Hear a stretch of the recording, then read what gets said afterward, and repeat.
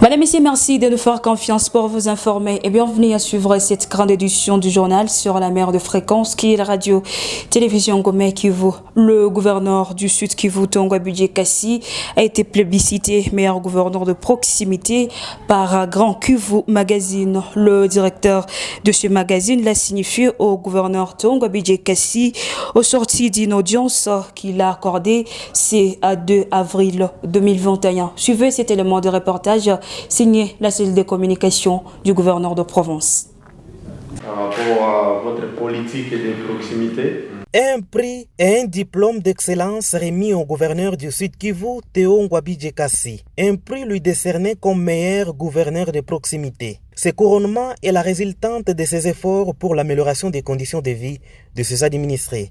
Du côté du Sud Kivu, vous êtes témoin des efforts que fournit son Excellence Monsieur le gouverneur Tongwa Bidje Kassi. Et nous, en tant que journalistes, nous passons au sondage, nous passons à des investigations et on a jugé mieux de venir l'encourager pour ce qu'il est en train de faire pour la province du Sud Kivu, mais aussi pour la population de Bukavu en particulier. Alors il faut dire que ceci intervient après la cérémonie de Grand Kivu Investissement qui a donné l'opportunité à diverses personnalités politiques et hommes d'affaires d'échanger pendant des jours au cours des assises tenues à Goma et durant lesquelles le gouverneur Tongwa Bidje était invité comme panéliste. Sa politique de proximité et sa bonne gestion de la chose publique sont entre autres deux arguments qui ont joué en sa faveur. Politique toujours dans cette édition du journal, la conférence de président de l'Assemblée provinciale du Sud Kivu rejette le pétition initiée contre les membres du bureau et le déclare irrecevable.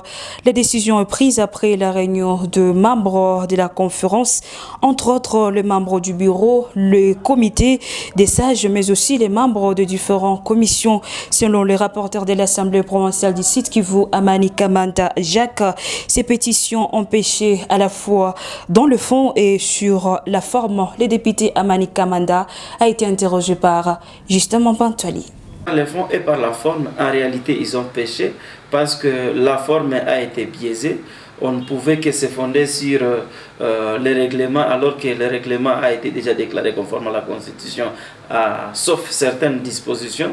Et sur le fond, ils se sont basés sur la disposition de l'article 22 alinéa 4, déjà jugé non conforme à la Constitution sur base de l'arrêt rendu par la Cour constitutionnelle qui doit statuer sur la conformité des règlements d'ordre intérieur des assemblées provinciales sur la Constitution qui est la loi suprême de notre pays. La conférence des présidents qui est constituée des présidents des groupes parlementaires comme forces politiques, des regroupements politiques, des partis politiques dedans, les commissions, le comité des sages a rejeté en bloc les pétitions. D'abord parce que juridiquement, ils se sont fondés sur des dispositions déjà rejetées par la Cour constitutionnelle et ils se sont fondés sur des lois qui avaient déjà rejeté la démarche initiée par ces groupes de députés. Et nous avons fustigé dans la conférence les comportements de certains députés. Vous avez vu même dans les réseaux sociaux que certains députés se sont transformés à des membres du gouvernement.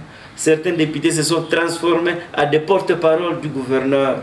Et dans la conférence des présidents, les différentes pétitions initiées contre les 3 membres du bureau ont été rejetées en bloc. C'est fondé sur les lois de la République. Parlons autre chose à présent. Le torchon brûle au son de la maison communale du Banda. À la base, les agents de la commune s'insurgent contre ce qu'ils qualifient de mauvais comportement de la part de leur chef de bureau ad interim. Des accusations rejetées en bloc par messieurs Aristide Chirimwami. Eric Chocolat nous en dit plus. Dans une correspondance adressée au bourgmestre de la commune d'Ibanda, ces agents déplorent la mauvaise attitude du chef de bureau à l'égard des agents de cette institution. Ils soulignent que ces agissements bloquent le fonctionnement normal de la commune d'Ibanda et risquent de conduire cette institution dans la déstabilisation. Notre source n'est jure que pour le remplacement de M. Aristide Barigenga Tirmwami. Contacté à ce sujet, l'accusé rejette ces allégations et les qualifie de manœuvres tendant à perturber la bonne marche de l'entité. l'hiérarchie provinciale et l'hiérarchie nationale me reconnaissent que je suis ici. Un taxateur qui a signé doit venir me faire partir. Les collaborateurs que j'ai, ce sont les chefs de service et les bourgmestres. Qui d'entre eux m'a écrit qu'il faut que je parte? Donc je dois partir par les médias. Je ne suis pas venu par les médias. Je ne suis pas venu par des papiers. Je suis venu par un acte administratif. Et c'est le base de cet acte que j'occupe ces bureaux dans lesquels vous me rencontrez. En réaction, l'autorité communale d'Ibanda appelle les deux parties à la cohabitation pacifique et la paix. Évariste Manega Bentaïtunda. Ils ont écrit une lettre et ils ont chargé le chef de bureau de plusieurs griefs. Alors, moi, en tant que responsable, je suis en train de mener les enquêtes, je suis en train de fouiller pour savoir si les allégations des agents sont fondées. J'ai toujours tendance à vivre une paix sociale. Ça fait très longtemps que je suis à la tête de cette commune. Il n'y a jamais eu de grogne parmi les agents de l'État qui sont mis à ma disposition. Notez que les agents de la commune d'Ibanda prévoient dans 5 jours des actions citoyennes non violentes à l'endroit de leur chef de bureau au cas où un compromis n'est pas trouvé. Les docteurs Denis Mukwege s'engagent dans la promotion des cafés de femmes au Sud Kivu. Le prix Nobel de la paix promet de porter le fardeau de plaidoyer pour que les femmes caféicultrices puissent être récompensées et qu'elles puissent vendre leur café à un bon prix. Il a promis travailler avec ces femmes pour la valorisation non seulement du café du Kivu reconnu comme meilleur café au monde, mais aussi pour la promotion de la femme qui s'implique dans toute la chaîne de valeur. Suivez cet élément de reportage. Le docteur Denis Mukwege a pris cet engagement au cours d'une audience accordée aux femmes mères, femmes entrepreneurs et celles de la société civile de la Palpégel. Faisant partie de la délégation, Solange Kwinjakairiri, coordonnatrice de la coopérative agricole Eshima Kofi et président provincial de l'initiative de femmes dont les cafés et cacao IFCCA, a eu l'occasion de faire parvenir les doléances de ses collaboratrices caféicultrices qui sont discriminées et n'arrivent pas à entrer en contact direct avec les acheteurs internationaux. Elle a aussi supplié le docteur Denis Mukwege à les soutenir dans la promotion de la consommation locale du café produit au Sud Kivu. J'ai toujours accompagné les femmes et je pense que, par exemple, aujourd'hui, pour moi, c'était un plaisir de rencontrer des mères. Et là, on rencontra, par exemple, la mère de Kisangani. Nous avons pu quand même discuter avec elle la possibilité d'avoir un one-stop center, donc une clinique qui peut faire la prise en charge holistique à Kisangani. Et j'espère que ces projets et que j'avais toujours rêvé, le fait de la rencontrer, peut-être ça pourra donner un coup de pouce à ces projets. À cette occasion, Solange Kwinja a remis les cafés Eshima Kofi et les savons Kitoko Sabuni au docteur Denis Mukwege en l'invitant d'être le marketeur de ces deux marques produites par les femmes et les jeunes membres de sa coopérative agricole Eshima. Et puis, l'abbé Gustave Amouli-Boilé appelle le chrétien de toujours croire en Dieu, même dans le moment difficile de la vie, et accepter de souffrir pour la cause noble à l'instar du Christ roi. Appel lancé par le vicaire de la paroisse Saint-Jean-Baptiste de Tchaï en marge de la célébration de Vendredi Saint, ce 2 avril 2021. Pour lui, la passion du Christ devrait amener tous les chrétiens à se convertir davantage et vivre sa foi comme il se doit. Il a été interrogé par Eric Chocolat. Aux chrétiens, c'est de dire de devenir bon dans les souffrances. Quand on souffre pour une cause noble, il faut tenir bon. Parce qu'il y en a qui souffrent pour des choses ridicules. Donc, nous compatissons avec Jésus, qui a souffert pour une cause noble, sauver l'humanité. Alors nous aussi, là où nous travaillons, là où nous sommes comme chrétiens, nous devons témoigner. De souffrir pour notre famille, nous devons accepter de souffrir pour la cause des pauvres, la cause de la justice.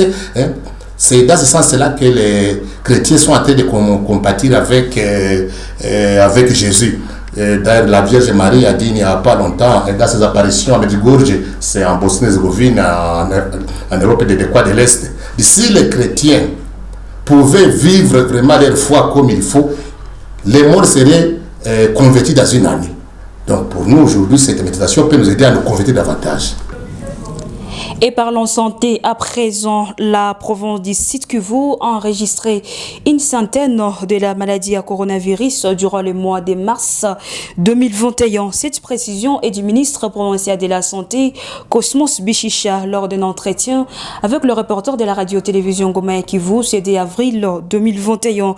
Et encore Cosmos Bichicha, ces cas étaient constitués de contaminations internes et par lesquelles il y a eu 3 décès et une centaine de personnes guéries de cette maladie. Cosmos Bichicha, dans ses propos, choisis par Natacha Mingo Andrea. Nous avons connu 3 décès parce que initialement on était à 56 décès comme vous le savez, mais nous sommes passés de 56 décès aujourd'hui à 59 décès. Donc pendant le mois de mars, nous avons perdu 3 compatriotes. Des guéris, le même mois de mars, il faut dire que sincèrement, nous avons connu aussi plus de 100 guéris parce que à ce jour, il faut dire que nous avons un cumul de guéris de 649 cas.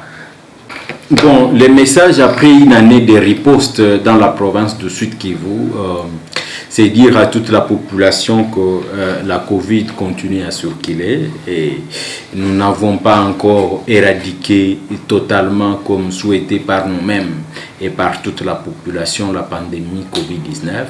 Cependant, elle circule à travers moi, à travers vous, à travers nous comme population et nous avons la grande arme d'arrêter cette circulation, c'est la prise de conscience. C'est prendre l'engagement que Covid va circuler, mais pas à travers moi. Et parlons sport à présent, sans transition, renforcer les liens professionnels entre la DG RAD et le DGI Sud Kivu. Objectif de match de football qui se joue ce samedi 3 avril 2021 au stade de la Concorde de Kadutu. La délégation du Nord Kivu est arrivée ce vendredi à Bukavu via le port Emmanuel. Le FC Kodi de la DG RAD et l'équipe de la direction provinciale des impôts du Sud Kivu jouent pour mutualiser les efforts et renforcer la fraternité entre les agents de ce des régies financières, rassure le président du FC Kodi du Sud Kivu, Alexis Kyungu, dans cet élément choisi par Christian Mukenge. Le choix, on n'a pas eu un choix, donc c'est l'équipe de la DGRA du Nord Kivu qui nous a sollicité, qui a sollicité un match des joueurs de sport de la DGI, alors Sud Kivu. Alors nous avons répondu favorable à leur demande. Donc, comme c'est le match aller, nous attendons le match de retour. Ce sera maintenant notre tour de solliciter un match de retour à Goma. Dans le cadre plutôt professionnel, renforcer les liens professionnels entre nous. Comme nous sommes, la DGRAD, c'est une régie financière sœur à la DPI Sud Kivu. C'est dans ce cadre-là que nous voulons essayer un peu de nous rencontrer. Pronostic avant match, bon, vous savez, moi en tant que président, bon, pour mon équipe, c'est 3-0 en faveur de la DPI Sud Kivu.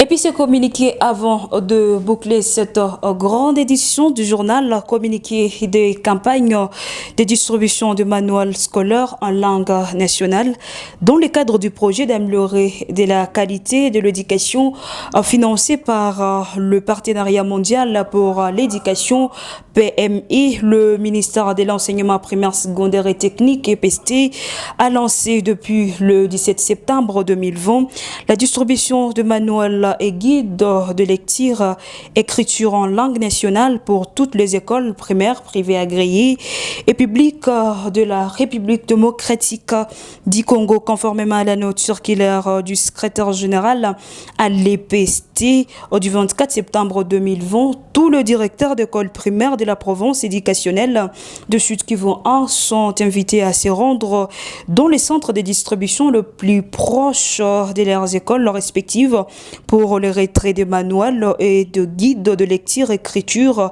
en Kiswahili qui leur sont destinés.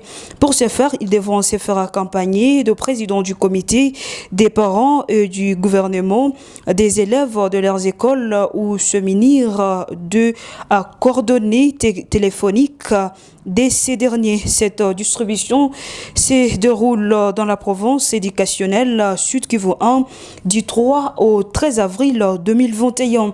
Le retrait de ce manuel ainsi que leur utilisation dans les salles des classes sont gratuites. Faites à Kinshasa le 17 décembre 2020.